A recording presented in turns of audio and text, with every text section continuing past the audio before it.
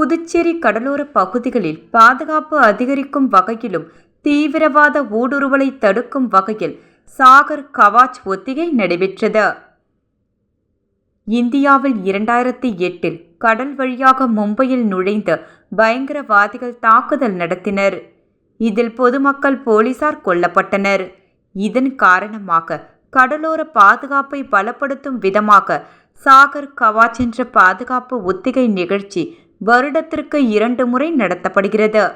இதன் ஒரு பகுதியாக புதுச்சேரி கடலோர காவல்படை சார்பில் காவல் கண்காணிப்பாளர்கள் கலைவாணன் தலைமையில் காவல்துறை கண்காணிப்பாளர்கள், காவல் ஆய்வாளர்கள் புதுச்சேரி கடற்கரை பகுதிகளில் இன்று கடலோர பகுதிகளில் ஆய்வு மேற்கொண்டனர். இன்றும் நாளையும் நடைபெறும் இந்த ஒத்திகை நிகழ்வில் 500 போலீசார் ஈடுபடுத்தப்பட்டுள்ளனர். தேங்காய்திட்டு துறைமுக பகுதிகள், வீராம்பட்டினம், பனித்திட்டு, காலாப்பட்டு வரை உள்ள மீனவ கிராம கடலோர பகுதிகள் மற்றும் முகத்வார பகுதிகளில் படகு மூலம் ஆய்வு மேற்கொள்ளப்படும் என தெரிவித்துள்ளனர்.